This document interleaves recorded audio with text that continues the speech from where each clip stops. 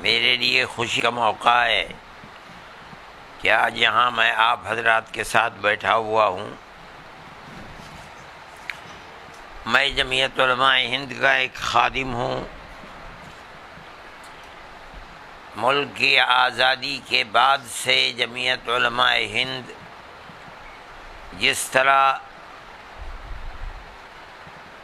تقسیم آبادی کے بعد بچے کھچے مسلمانوں کے دین کی حفاظت کرتی رہی ہے، اور اس نے بے شمار مدارس اور مکاتب سینکڑوں کی تعداد میں نہیں بلکہ ہزار کی تعداد میں گاؤں گاؤں اور شہر شہر مسلمانوں کے بچے کھچے مسلمانوں کے دین کی حفاظت کے لیے کام کیا ہے۔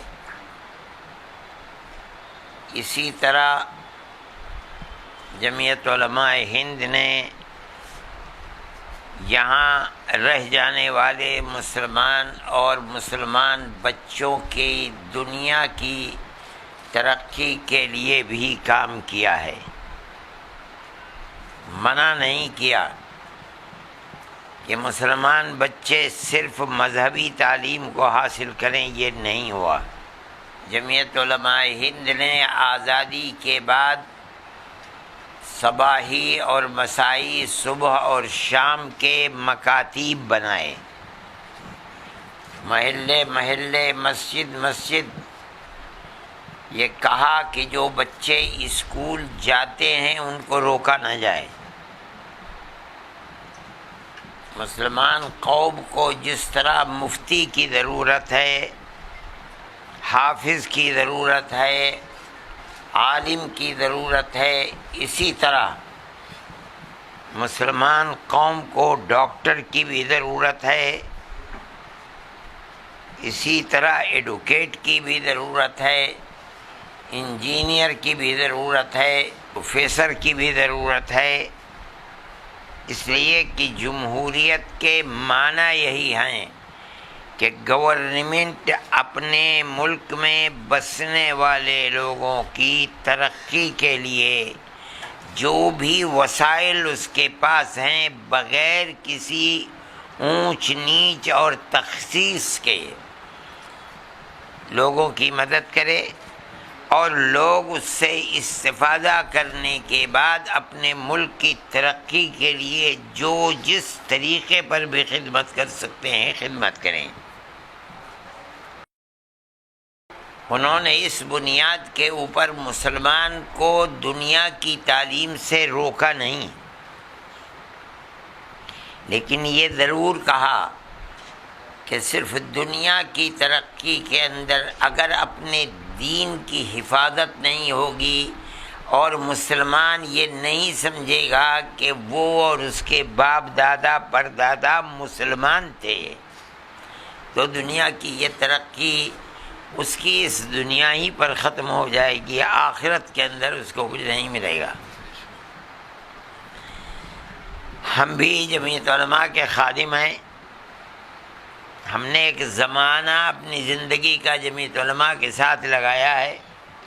جمعیت علماء کی یہ تحریک رہی ہے کہ وہ مسلمانوں کو اس کے لیے کھڑا کرے کہ لوگ اپنی دولت کو بجائے اس کے کہ دنیا کی معاشی طریقے کے اوپر لگائیں، اپنی دولت کو مسلمان بچوں کی تعلیم اور دین کی حفاظت کے لیے اچھے اسکول اور کالج بھی بنائیں۔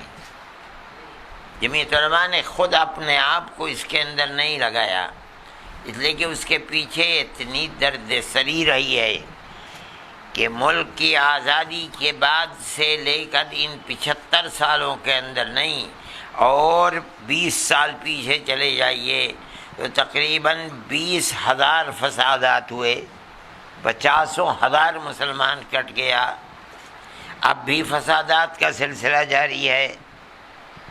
وہاں پہنچنا، یہ ثابت کرنا کہ مسلمان بالکل مفلوج نہیں ہے، اس کے سر پر کوئی ہاتھ رکھنے والا نہیں ہے۔ جمعیت علماء جہاں تک پہنچ سکتی تھی یا پہنچ سکتی ہے وہاں تک پہنچتی ہے۔ اس کے پاس اس کا موقع نہیں تھا کہ وہ خود اسکول قائم کرے، لیکن اس نے لوگوں کو یہ کہا کہ وہ بہتر سے بہتر اسکول قائم کریں، کالج قائم کریں۔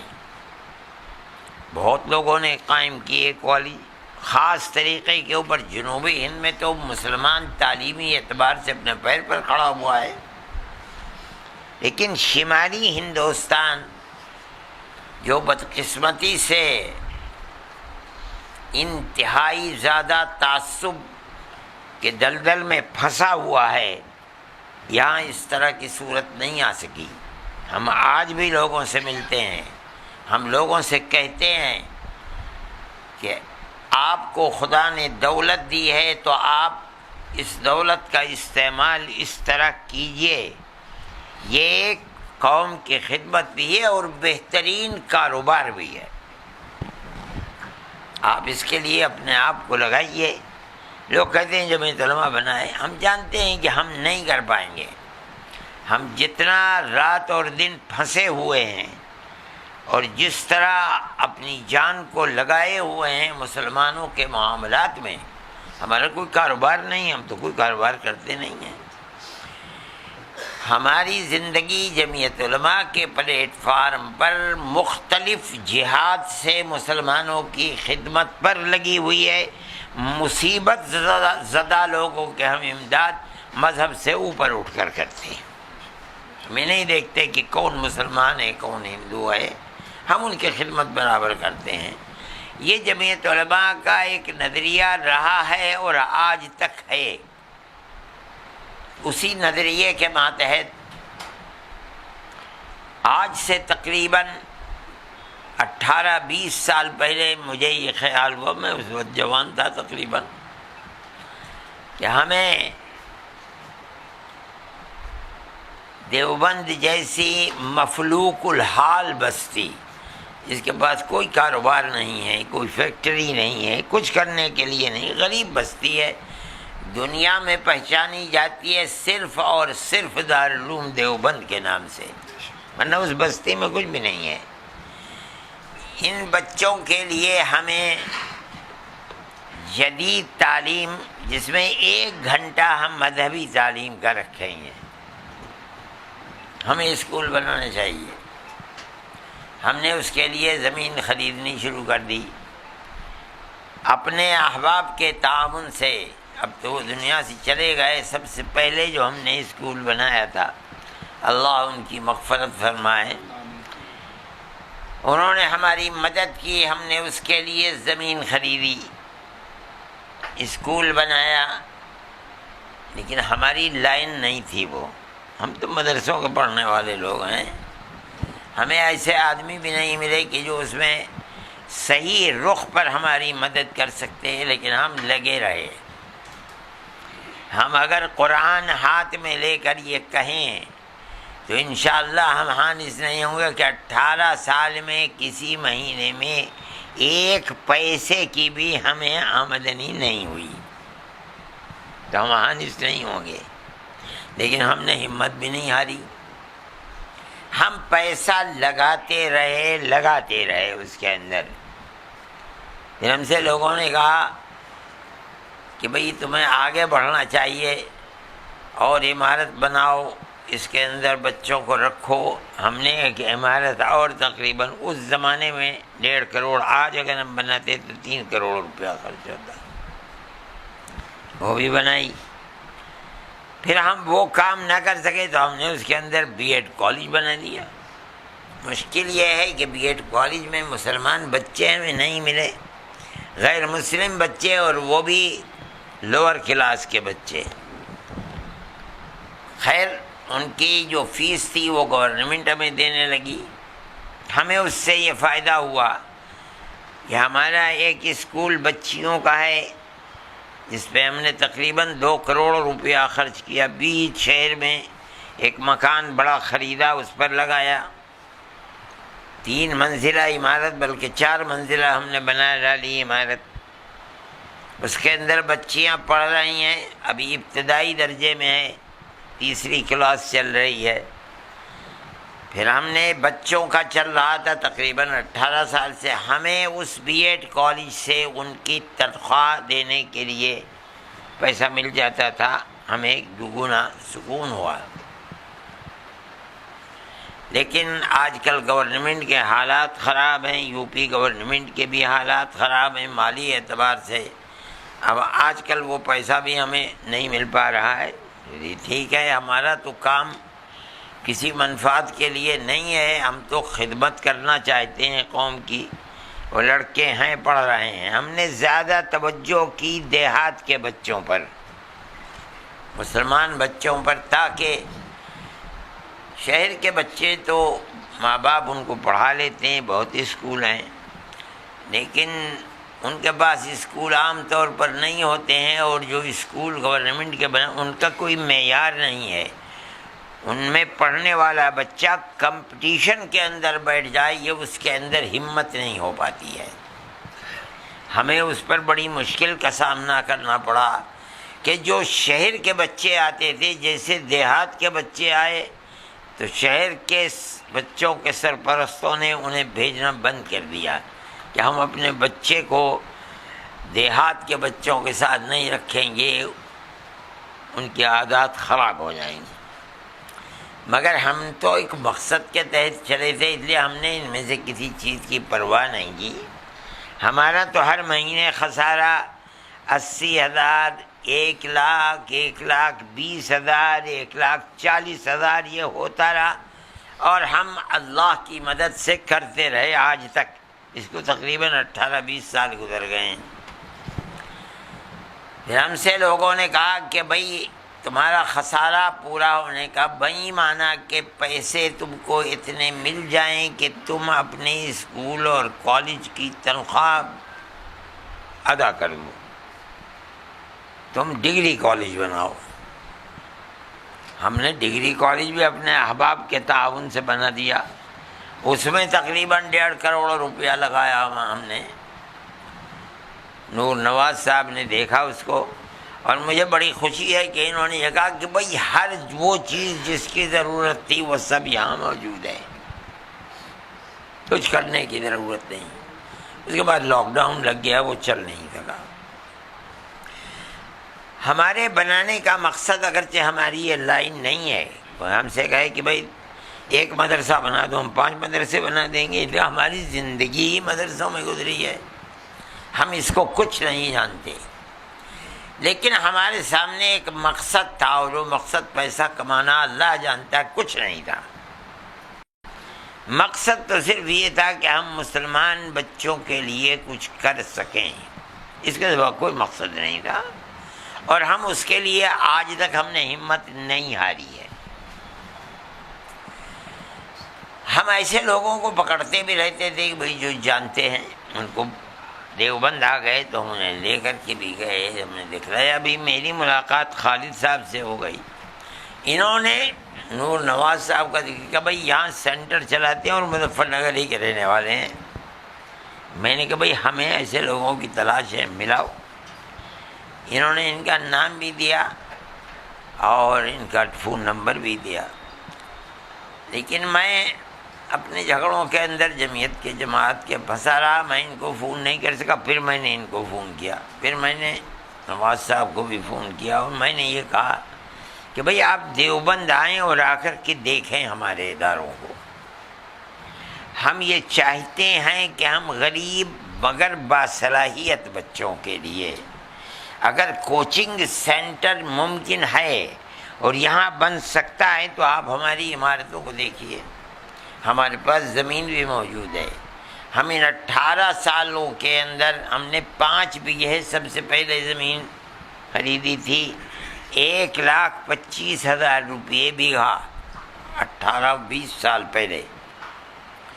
ہم سے وہاں کے لوگوں نے کہا بھائی تم نے زمین کے ریٹ خراب کر دیے، بھلے یہاں زمین 1,25,000 روپئے بیگھا ہوگی۔ بھائی میں نے کہا ہم نے ہر جگہ تلاش کیا، ہمیں اس سے اچھی جگہ ہمیں نہیں ملی۔ بالکل جہاں میں رہتا تھا جس مکان میں، اس سے 1 کلومیٹر وہی روڈ سیدھے چلے جائیے، وہاں پہنچ جائیے۔ پھر ہم نے اس کے ارد گرد زمینیں خریدنی شروع کر دیں۔ اللہ کا فضل ہے، اس وقت ہمارے پاس زمین تقریباً 25-30-35 بیگھے زمین ہے، بہت زمین ہے۔ ہم اس کے اندر ہم نے آدھی سے بھی کم زمین کے اوپر بی ایڈ کالج بھی بنا لیا، پھر ہم نے ڈگری کالج بھی بنا دیا، اس سے پہلے 8ویں تک کا اسکول بھی ہے، شہر کے اندر جا کر کے ہم نے بچوں کا بھی اسکول بنا دیا۔ یہ سب کام ہم نے کر لیے، مگر ہمیں راستہ کامیابی کا نہیں مل رہا تھا۔ انہوں نے دیکھ کر بلڈنگ کو پسند کیا، ہماری ان سے بات ہوئی کہ بھائی آپ ہماری مدد کریں، اس راستے پر چل کر جہاں ہم مسلمان بچوں کی خاص طور پر، کوئی قید نہیں ہے کہ مسلمان اور غیر مسلم کی ہم کوئی قید کریں گے، نہیں، اگر باصلاحیت بچے اور غریب بچے ہمارے پاس آتے ہیں تو ہم ان کو واپس نہیں کریں گے انشاءاللہ، اگرچہ وہ ہندو ہوں گے۔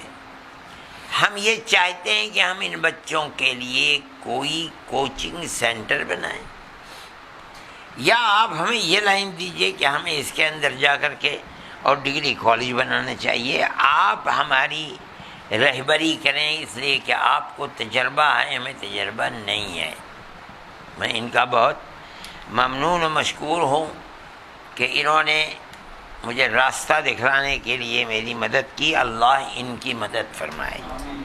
اب میں بوڑھا ہو گیا ہوں، میری عمر 80-82 سال کی ہو گئی ہے، میں چاہتا ہوں کہ اپنی زندگی کے اندر جو میں نے اتنا پیسہ خرچ کر کے، میں ہو سکتا ہے کہ 15-20 کروڑ روپیہ میں نے اس کے اوپر خرچ کر دیا، اس سے بھی زیادہ خرچ کر دیا ہو،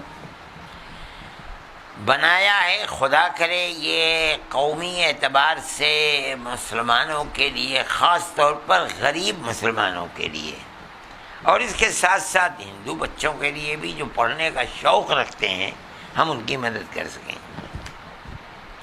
گویا کہ یہ نقطہ ہے، وہ ملنے کی جگہ ہے جس پر میں اور یہ ملے ہیں۔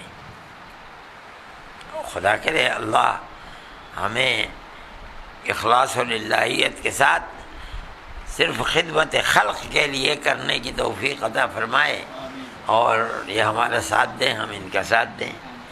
آج کی اس مجلس کو صرف اسی لیے بلایا گیا ہے، کوئی اس کے اندر شور و شر نہیں مچایا گیا، جو ان حضرات کے جاننے والے ہیں، آپ حضرات، ان کو بلایا گیا ہے۔